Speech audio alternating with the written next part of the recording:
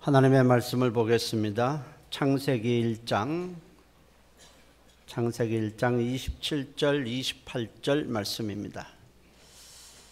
창세기 1장 27절 28절 함께 읽도록 하겠습니다. 하나님이 자기 형상 곧 하나님의 형상대로 사람을 창조하시되 남자와 여자를 창조하시고 하나님이 그들에게 복을 주시며 하나님이 그들에게 이르시되 생육하고 번성하여 땅에 충만하라. 땅을 정복하라. 바다의 물고기와 하늘의 새와 땅에 움직이는 모든 생물을 다스리라 하시니라. 아멘. 오늘 제목이 정복하라, 다스리라, 번성하라입니다. 해볼까요? 정복하라, 다스리라, 번성하라. 사람은 참 특별한 존재로 지음을 받았습니다. 사람 외의 모든 피조물은 그것이 식물이든지 동물이든지 새든지 물고기든지 각기 종류대로 지었다고 했습니다. 창세기 1장 11절에 하나님이 이르시되 땅은 풀과 씨 맺는 채소와 각기 종류대로 씨 가진 열매 맺는 나무를 내라. 각기 종류대로. 창세기 1장 21절 하나님이 물에서 번성하여 움직이는 모든 생물을 그 종류대로, 날개 있는 새를 그 종류대로 창조하시니라. 물고기나 새도 종류대로. 1장 25절에도 보면 하나님이 땅의 짐승을 그 종류대로, 가축을 그 종류대로, 땅에 기는 모든 것을 그 종류대로 만드시니라. 다 종류대로라는 말을 썼습니다. 그러나 사람만큼은 종류대로 지으셨다 이렇게 말씀하시는 것이 아니고 하나님의 형상을 따라 지었다고 했습니다. 창세기 1장 오늘 읽은 27절에 보면 하나님이 자기 형상 곧 하나님의 형상대로 사람을 창조하시되 남자와 여자를 창조하셨다 이렇게 말씀을 하셨습니다. 형상이라는 것은 성품, 속성을 말합니다. 그러니까 하나님의 성품과 하나님의 속성을 따라 인간을 지으셨다는 것입니다. 성품이 다르고 속성이 다르면 교제가 되지 않습니다. 하나님이 특별히 인간을 이렇게 하나님의 형상을 따라 지은 것은 인간과 인격적인 교제, 사랑의 교제를 하기 위해서입니다. 거기에 덧붙여서 창세기 2장 7절에는 하나님이 땅의 흙으로 사람을 지으시고 생기를 그 코에 불어넣으시니 사람이 생명이 되었다고 했습니다. 생명, 사는 영이라는 것은 하나님의 생명을 부여받은 영적 존재가 되었다라는 겁니다. 사람 외에 새나 짐승이나 물고기나 어떤 것도 영적 존재가 아닙니다. 영적 존재이기 때문에 영원히 사는 겁니다. 결국 사람은 하나님과 영원히 함께 할 영적 존재이고 지정의를 가지고 하나님과 인격적인 교제를 할 수 있는 아주 존귀한 자입니다. 이것이 사람이에요. 독특하죠. 하나님이 사람을 지으신 후에 하나님은 이 지으신 모든 만물을 통치할 대리자로 세우셨습니다. 그 다음에 사명을 주시는 거예요. 정복하라, 다스리라, 번성하라. 이 세 가지 사명을 주시게 됩니다. 오늘 창세기 1장 28절에 보니까 하나님이 그들에게 복을 주시며 하나님이 그들에게 이르시되 생육하고 번성하여 땅에 충만하라. 땅을 정복하라. 바다의 물고기와 하늘의 새와 땅에 움직이는 모든 생물을 다스리라 하시니라. 세 가지 사명을 주시게 됩니다. 정복하라, 다스리라, 번성하라. 근데 하나님은 이 세 가지 사명을 주시기 전에 먼저 복을 주셨습니다. 하나님이 복을 주시며 이르시되 이렇게 하라.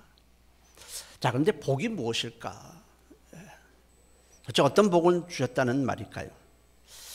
이 복이란 단어는 참 좋은 것이면 틀림없지만 아주 광범위해서 한마디로 정의하기가 참 어렵습니다. 병든 사람에게는 건강한 것이 복일 겁니다. 또 가난해서 지금 먹을 것이 없어서 굶주린 자에는 먹을 것을 주는 것이 아마 복일 겁니다.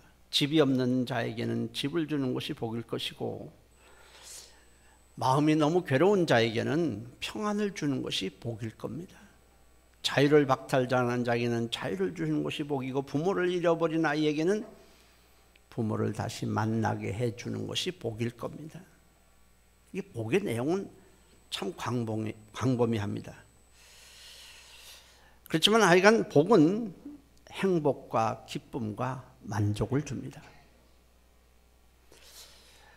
본문에서의 복이라고 하는 것은 하나님과 함께하는 것이고, 하나님이 주신 사명을 잘 수행할 수 있도록 하는 능력과 지혜를 말합니다.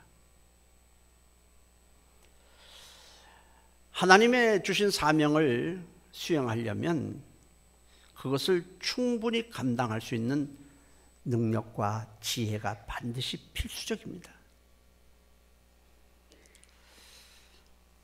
우리가 큰 저택을 사실 원하지만은 큰 저택을 우리에게 준다고 해도 그 저택을 꾸려나가는 것이 쉽지 않습니다. 그 큰 저택을 청소해야 되고, 정원을 가꿔야 되고, 또 뭐가 되면 수리도 해야 되고, 그럴 능력이 없다면 그 집은 우리에게 기쁨과 행복을 주는 것이 아니라 오히려 괴로움만 줄 겁니다. 회사를 맡아서 경영하라 해도 그 회사를 잘 경영할 능력과 지혜와 리더십이 없다면 회사를 주어도 그것은 무거운 짐만 될 거예요. 가끔 복권에 당첨되었는데 재물을 올바로 사용할 수 있는 능력이 없어서 자신도 무너지고 가정도 무너지는 경우를 봅니다. 그냥 단순히 돈만 많다는 것만 하면 이게 좋은 것 같은데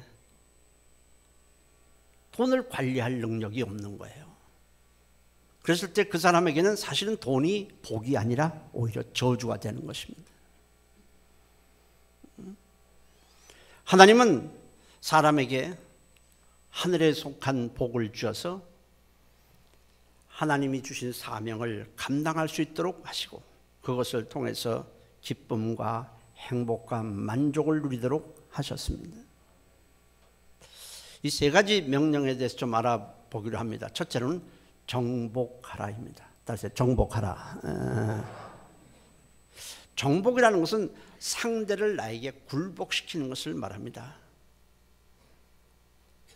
그렇다면 무엇을 정복하라는 것입니까? 이미 하나님이 땅은 다 주었어요. 영토나 토지를 넓혀야 될 이유가 전혀 없습니다. 당연히 땅은 정복 대상이 아닙니다. 그냥 주신 것입니다. 그렇다면 사람일까요? 사람은 사랑의 대상이지 정복의 대상이 아닙니다. 그런데도 하나님은 정복하라 하셨습니다. 정복하라는 것은 보이지 않는 마귀의 세력들을 말하는 것입니다. 마귀는 본래 하늘에서 하나님을 섬기는 천사장이었습니다. 그러나 하나님과 내가 비기겠다, 하나님처럼 높아지겠다고 해서 타락을 했습니다. 그러자 하나님은 마귀와 그 사자들을 이 세상으로 쫓아내시고 이 세상에다 가두셨습니다. 이사야 14장 13절 15절에 네가 내 마음이 이르기를 내가 하늘에 올라 하나님의 무별 위에 내 자리를 높이리라. 내가 북극 지폐의 산 위에 앉으리라. 가장 높은 이와 내가 비기리라. 그러나 이제 네가 수월 곧 구덩이 맨 밑에 떨어짐을 당하리로다 했습니다. 때문에 보이는 세상이 아무리 아름답고 경치가 좋고 하더라도 이 세상 안에는 보이지 않는 마귀의 세력이 활동하고 있는 것입니다. 이 세상에 힘든 것은 경치가 환경이 안 좋아서가 아니에요. 보이지 않는 악한 마귀의 세력들이, 마귀와 더러운 귀신들이 이 보이지 않는 세상에 활동하고 있기 때문에 이 세상이 힘든 것입니다. 계시록 12장 9절에도 큰 용이 내쫓기는 옛뱀 곧 마귀라고도 하고 사단이라고도 하며 온 천하를 깨는 자라. 그가 땅으로 내쫓기니 그의 사자들도 그와 함께 내쫓기니라 했습니다. 이 세상은 우리 눈에는 확실히 잘 보이지 않지만은 수많은 악한 영들이 활동하고 있습니다. 사람의 숫자보다 아마 훨씬 더 많을 거예요. 때문에 하나님은 사람을 지으시고 마귀를 정복하라는 것입니다.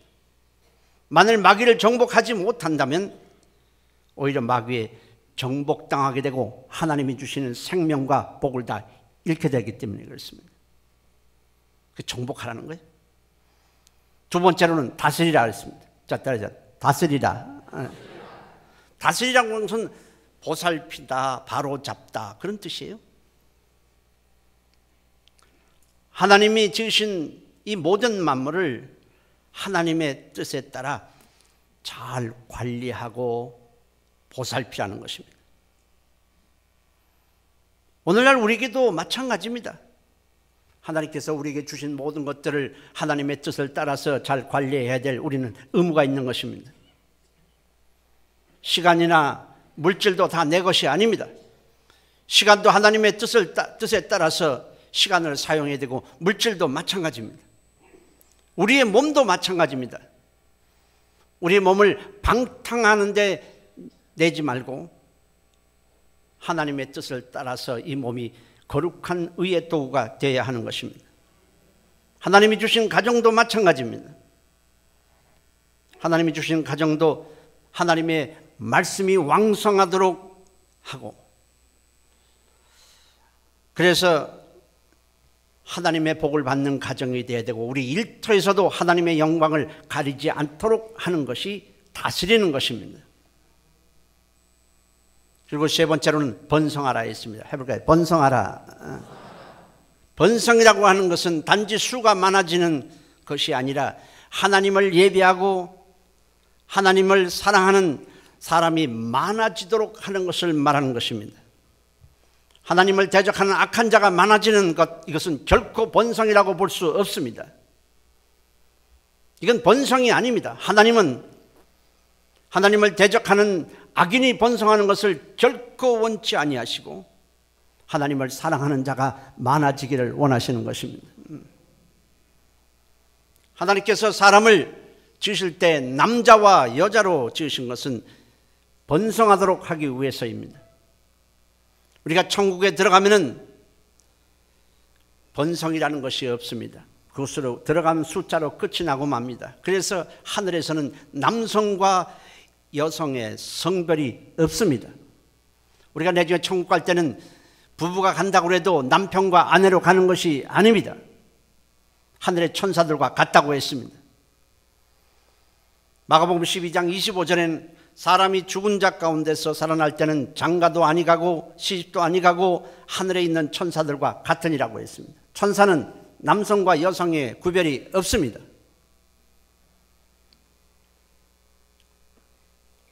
하나님이 주신 복을 계속 지속적으로 누리면서 세 가지 사명, 정복하라, 다스리라, 번성하라는 사명을 잘 수행하기 위해서는 조건이 있었습니다. 그 조건은 하나님의 말씀을 거역하지 말고 하나님의 말씀에 순종하라는 것입니다. 그러면 복을 주시고 능력과 지혜를 주시고 충분히 감당할 수 있도록 하나님이 도와주시겠다는 겁니다. 천사까지 지원해 주시겠다는 겁니다. 이를 상징적으로 잘 보여주는 것이 저들이 거처하고 있는 에덴 동산 중앙에 있는 선악을 알게 하는 나무입니다. 이건 하나의 상징입니다. 창세기 2장 16절에 17절에 여호와 하나님이 그 사람에게 명하여 이르시되 동산 각종 나무의 열매는 네가 임의로 먹되 선악을 알게 하는 나무의 열매는 먹지 말라. 네가 먹는 날에는 반드시 죽으리라 했습니다. 이는 단순히 선악을 알게 하는 나무의 열매를 먹느냐 안 먹느냐의 문제가 아닙니다. 선악을 알게 하는 나무는 하나님의 모든 말씀을 가리킵니다. 하나님을 가리킵니다. 하나님 자신을 가리킵니다. 하나님의 주권을 가리키는 것입니다. 이 말씀은 하나님의 말씀에 순종하면 네가 영생을 하고 복을 받고 정복하고 다스리고 번성하라는 사명을 잘 감당할 수 있지만은 네가 하나님의 말씀을 거역하고 하나님을 대적하면 생명도 잃고 복도 잃고 사명을 감당할 수 있는 능력과 지혜도 소멸되고 결국 멸망한다는 뜻입니다. 아무것도 할 수가 없어요. 그런데 아담과 하와는 정복해야 될, 자기 발 아래 꿇게 해야 될 마귀가 뱀을 통해 접근하는 것을 허용했습니다. 꾸짖어야 할 텐데 허용을 했습니다. 뿐만 아니라 마귀의 말을 듣고 하나님의 말씀을 거슬려서 선악을 알게 하는 나무의 열매를 먹었습니다. 자기 앞에서 하나님을 치워버리는 것입니다. 하나님을 대적한 것입니다. 그로 인해서 인간은 존귀하게 지음을 받았지만 존귀함이 사라지고 천한 자로 추락하고 말한 것입니다. 존귀하게 지어졌는데 정복해야 될 마귀의 말에 하나님을 대적하는 엄청난 죄를 저지른 것입니다. 그래서 인간은 추락하고 말았습니다. 그 후에 인간은 어떻게 되었습니까? 마귀의, 더럽고 악한 마귀의 종로로 타고 있습니다. 마귀에게 속아서 우상에게 절합니다. 거짓에 속아 살고 있습니다. 주님 말씀입니다. 요한복음 8장 44절에 너희는 너희 아비 마귀에게서 났으니 너희 아비의 욕심대로 너희도 행하고자 하는지라. 마귀는 처음부터 살인한 자요 진리가 그 속에 없으므로 진리에 서지 못하고 거짓을 말할 때마다 제 것으로 말하노니 이는 그가 거짓말쟁이요 거짓의 아비가 되었음이라고 했습니다. 하나님을 떠난 인간은 그대로 중간지대에 있는 것이 아니라 마귀에게 종로 타고 마귀에 속아 살고 마귀가 뿌려준 거짓 지식을 받아들여서 그것을 따라 살아가고 있는 것입니다. 천한 자가 된 것입니다. 마귀를 정복해야 될 인간이 마귀의 정복을 당하고 있습니다. 세상을 다스려야 할 인간이 세상의 다스림을 받고 있습니다. 하나님을 거역하기 전에는 하나님이 사람과 함께 하셨습니다. 그들에게 복을 주셨습니다. 그리고 모든 땅은 사람에게 다스림을 받았습니다. 인간이 죄짓기 전에 땅은 인간을 위해서 부지런히 열매를 냈습니다. 그러나 이제는 땅이 가시덤불과 엉겅기를 내고 사람이 땀을 흘려 수고해야만 겨우 소산을 먹을 수 있게 된 것입니다. 창세기 3장 17절에 내가 네게 먹지 말라 한 나무의 열매를 네가 먹었은즉 땅은 이제 너로 말미암아 저주를 받고 너는 네 평생에 수고하여야 그 소산을 먹으리라고 했습니다. 물질을 다스리는 것이 아니라 물질의 노예로 살고 있습니다. 물질 때문에 형제도 갈라지고 부부 사이도 갈라지고 이 물질 때문에 살인까지 하고 있습니다. 물질의 노예가 되고 있는 것입니다. 시간도 다스리지 못하고 낭비하고 허비하고 있습니다. 그리고 세상은 하나님을 인정하지도 아니하고 말씀을 거역하는 악인만이 번성하고 있습니다. 당시에 하나님을 경외하는 사람은 이 세상에 수많은 사람들이 살고 있었지만 겨우 8명에 불과했습니다. 노아와 그 식구 8명만이 하나님을 사랑하고 하나님의 말씀에 순종을 했습니다. 그러자 하나님은 이 8명을 제외한 모든 사람을, 이 세상에 편만하게 있는 모든 사람을 다 물로 심판하고 말았습니다. 창세기 6장 5절 7절에 여호와께서 사람의 죄악이 세상에 가득함과 그의 마음으로 생각하는 모든 계획이 항상 악할 뿐임을 보시고 땅 위에 사람 지으셨음을 한탄하사 마음에 근심하시고 이르시되 내가 창조한 사람을 내가 지면에서 쓸어버리되 사람으로부터 가축과 기는 것과 공중의 새까지 그리하리니 이는 내가 그것들을 지었음을 한탄함이라 했습니다. 오죽하면 한탄하신다고 말씀을 섞였습니까? 하나님이 엿새 동안 이 세상을 창조했습니다. 첫째 날 지으시고는 하나님께서 말씀하시기를 보시기에 좋았더라 했습니다. 둘째 날도 지으시고 보시기에 좋았더라. 셋째 날도 보시기에 좋았더라. 해도 짓고 빛도 짓고 달도 짓고 이 모든 만물을 지으실 때마다 하나님이 보시기에 좋았더라 좋았더라 좋았더라 하고 마지막 날 사람을 지으시고 나서는 보시기에 심히 좋았다라고 했습니다. 그런데 이제는 하나님이 사람 지으셨음을 한탄해서 이 수많은 사람들을 다 홍수에 다 멸하시고 말았습니다. 생각해 보십시오. 결혼해서 자식을 낳으면 얼마나 보기에 좋습니까? 부모가 보시기에 좋았더라. 너무 기쁜 거예요. 그러면서 막 그 아이에게 사랑을 쏟습니다. 모든 정성을 다 쏟습니다. 그래서 아이가 자라는데 커서는 부모에게 욕지거리를 합니다. 부모를 대적합니다. 온갖 악한 짓을 일삼습니다. 돈을 더 안 준다고 집에서 행패를 부립니다. 그럴 때 부모가 뭐라고 생각합니까? 내가 저 아이를 낳을 때 그렇게 보기에 좋았거늘 내가 저 아이를 낳는 것이 한스럽다 하지 않겠습니까? 하나님의 마음이 그런 것입니다. 하나님이 사람을 주시고 생명도 주시고 복도 주시고 함께 하시고 필요한 모든 것을 지원했는데 어디서 악한 마귀에게 속아서 하나님을 거역하고 하나님을 대적하고 하나님이 어디 있느냐고 말합니다.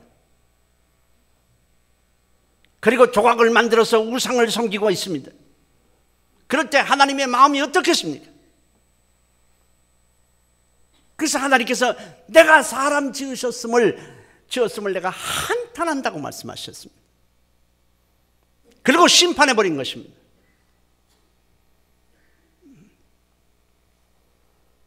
하나님을 거역하는 죄를 범한 후에 인간은 하늘로부터 오는 생명과 복을 다 상실했습니다. 뿐만 아니라 썩어질 것, 없어질 것만 추구하는 욕망덩어리가 되고 말았습니다. 여러분, 인간은 별것 아닙니다.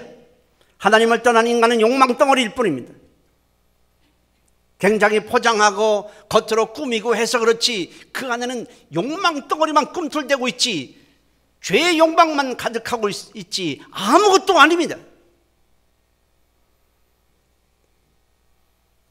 그런 욕망덩어리로 서로 남보다 위에 올라서려고 그러고 남보다 더 가지려고만 하고 쟁취해서 상대를 쓰러뜨려서 내가 높아지려고만 하고 있는 것입니다.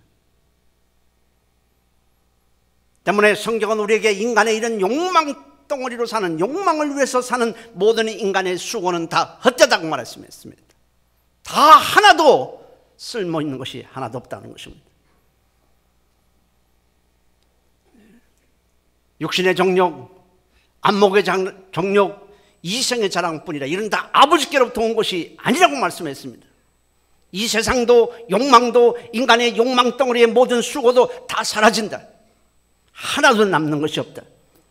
오직 하나님의 뜻을 행하는 자만 내가 나와 함께 영원히 살도록 하겠다는 것입니다. 이것이 요한일서 2장 15절에서 17절 말씀입니다. 인간이 건물을 짓고 화려하게 짓고 굉장한 거지만 결국 인간의 욕망 덩어리입니다. 그 이상은 아무것도 아니라는 것입니다. 결국 그렇게 욕망을 따라 살다가 모든 수고도 헛되고 마지막에는 하나님의 심판을 받아 멸망할 수 없는 존재로 추락하고 만 것입니다. 그렇지만 하나님은 그래도 우리에게 기회를 주시기를 원하십니다. 여전히 사랑하시는 거예요. 자식이 잘못됐다고 해서 그냥 내치는 부모는 없습니다. 어떻게 하든지 다시 다가가서 그가 돌이키기를 원하는 것과 똑같이 하나님도 마찬가지입니다. 그래서 하나님께서 독생자를 이 세상에 보내신 것입니다. 우리를 회복시키려고 하는 것입니다.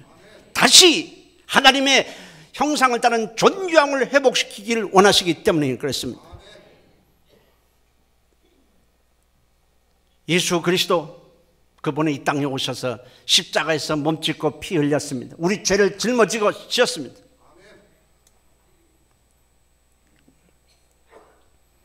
우리가 예수 그리스도를 믿으면 그리스도 안에서 모든 죄를 사함받습니다. 잃어버린 복과 생명을 우린 되찾게 되는 것입니다.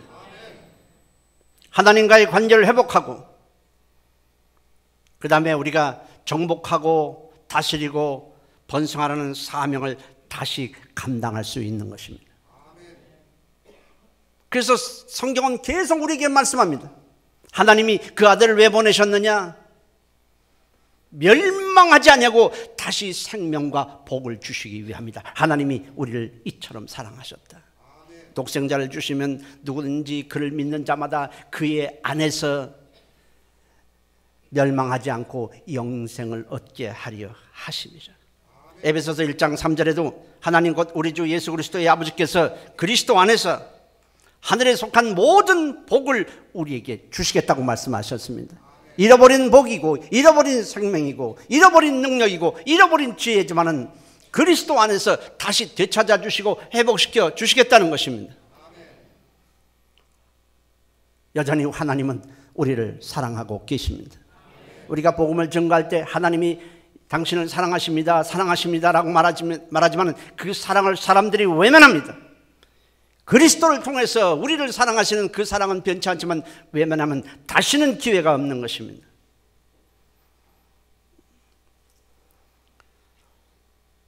이제부터는 그러므로 우리가 예수를 믿어서 은혜를 받았다면 속죄함을 받고 복과 생명을 다시 얻고 하나님과의 관계를 회복했다면 이제는 우리는 세 가지 사명을 우리는 수행해야 합니다. 우리를 종으로 부리고 있는 마귀를 우리는 정복해야 하는 것입니다.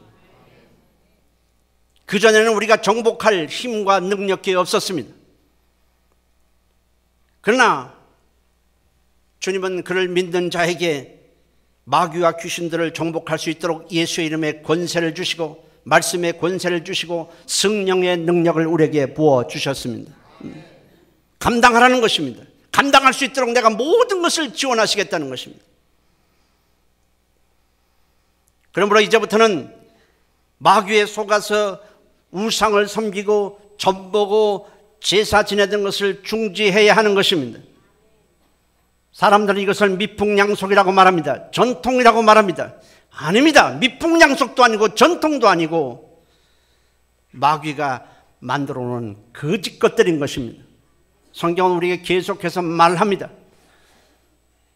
저들이 제사한 음식을 먹어서 마귀에게 속아 제사한 음식을 먹어 하나님을 경록히 했다고 말했습니다. 우상은 다 사람들이 만든 것이요 사람의 수공물이라고 말했습니다. 눈이 있어도 보지 못하고 코가 있어도 냄새 맡지 못하고 입이 있어도 말하지 못하는 거짓이라고 말씀합니다.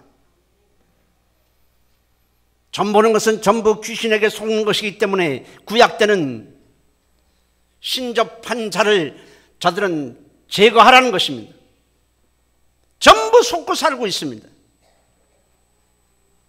그럴듯한 미풍양속이나 전통이라는 거기다가 포장을 해서 마귀의 말에 순종하고 있는 것입니다. 이제는 우리는 그런 일을 중단해야 됩니다. 그런 것이 아니라 오히려 우리는 예수의 이름으로 사용해서 마귀를 대적하고 더러운 귀신을 예수의 이름으로 쫓아야 하는 것입니다. 그것들은 어두운 영이고 더러운 영이고 악한 영이고 우리를 파괴하는 영이기 때문에 그렇습니다. 야고보서 4장 7절에도 마귀를 대적하라 그리하면 너희를 피하리라 했습니다. 베드로전서 5장 8절 9절에도 너희 대장 마귀가 우는 사자와 같이 두루다니며 삼킬 자를 찾나니 너희는 믿음을 굳게 하여 그를 대적하라 했습니다. 이제는 더 이상 악한 영의 종로로 타지 마십시오. 우리는 하나님의 자녀이고 하나님의 백성입니다. 예수의 이름에 권세가 있습니다. 성령께서 우리와 함께 하십니다. 천사들이 지원해 줍니다. 수많은 사람들이 우상하게 절하는 것을 하지 않으므로 저들은 순교를 당하기도 했습니다. 그렇습니다. 우리는 절대로 그럴 수 없습니다. 하나님 외에는 무릎을 꿇을 수 없습니다. 그리고 이제는 하나님이 주신 모든 것들을 하나님의 말씀을 따라 다스려야 합니다. 시간도 하나님이 주신 것입니다. 시간을 다스려서 주일에는 어떤 경우든지 반드시 하나님께 나와서 예배를 드려야 합니다. 이것은 우리가 정한 것이 아닙니다. 하나님은 인간에게 시간을 주시면서 첫째 날, 둘째 날, 날을 정하시면서 여섯째 날을, 일곱째 날을 구별하셨습니다. 이는 하나님의 날이다. 하나님의 날을 도둑질하지 말라는 것입니다. 시간의 사용법을 말씀해 주셨습니다. 어떠한 일이 있어도 물질 때문에 안 됩니다, 회사 때문에 안 됩니다 하지 말라는 것입니다. 다른 것에 정복당하지 말고 너희는 시간을 하나님의 뜻에 따라 다스리라. 그러면 나머지는 내가 책임져 준다는 것입니다. 물질도 마찬가지입니다. 물질을 주시면서 어떻게 물질을 다스려야 하는 법칙도 말씀하셨습니다. 11조를 드리고 감사 예물을 드려라. 이것은 내가 갖는 것이 아니라 너희가 심는 것이니 내가 더 많은 것으로 너에게 열매를 맺도록 해 주겠다는 것입니다. 몸도 마찬가지입니다. 이제는 더 이상 욕망의 도구로, 죄의 도구로 사용하지 말고 하나님이 쓰시는 거룩한 도구로 쓰라는 것입니다. 가정도 마찬가지입니다. 우리의 일터도 마찬가지입니다. 그것이 다 다스리는 것입니다. 그랬을 때 하나님이 우리를 지켜주시고 우리에게 복을 주시고 우리의 삶을 승리의 길로 이끌어 주실 것입니다. 그리고 마지막으로는 번성하라는 것입니다. 하나님의 백성이, 하나님을 믿는 사람들이 많아지도록 번성하는 일에 힘쓰라는 것입니다. 이것이 바로 복음을 증거하는 것입니다. 이 세 가지 사명을 우리가 감당할 때 우리는 피조물로서의 사명을 감당할 뿐 아니라 하나님이 우리와 함께 하시고 계속 지원해 주시는 것입니다. 세 가지입니다. 다시 한번 해볼까요? 정복하라, 다스리라. 소리가 적네. 다시요. 정복하라, 다스리라, 번성하라. 할렐루야. 자식이 많이 낳는 것이 번성이 아닙니다. 자식을 낳았으면 그 자식이 어떻게 하든지 하나님의 사랑을 받는 자로 만들어야 하는 것입니다. 그것이 부모가 해야 될 가장 첫 번째 일입니다. 학교에 보내야 되고 옷도 입혀야 되고 먹을 것도 줘야 되지만은 가장 부모가 해야 될 가장 중요한 일이 뭐겠습니까? 그 자식이 하나님을 대적하지 않는 아이로 만들어야 하는 것입니다. 모든 방법을 다 해야 돼요. 눈물을 뿌리며 기도를 해서라도 해야 하는 것입니다. 악인은 결국 심판 외에는 없기 때문에 그렇습니다. 우리는 하나님 앞에 그리스도 안에서 존귀한 자가 되었습니다. 이제는 위대한 이 세 가지 사명을 감당해야 합니다. 정복하고 다스리고 번성하는 일을 잘 감당함으로 여러분들과 여러분 가정에 하나님의 축복이 있기를 예수의 이름으로 축원합니다. 할렐루야. 기도하십니다. 통성으로 기도합니다. 하나님, 그저 내가 욕망을 따라 내가 하고 싶은 대로 살았다면 하나님 나를 용서해 주세요. 정복해야 될 대상이 무엇인지도 모르고 형제와 싸우고 그저 헛된 것을 위해서 정복하려고 했던 나를 용서해 주시고, 이제는 더러운 영들을 이제 정복하고 하나님이 주신 것들을 말씀을 따라 잘 다스리고 번성하는 일에 힘쓰므로 우리와 우리 자녀와 우리 가정이 다 복을 받도록 도와주옵소서. 다 같이 한 목소리로 통성으로 기도합니다. 살아계신 하나님 고맙습니다. 하나님 아버지, 이제 우리가 정복해야 될 세상이 무엇인 줄 알았습니다.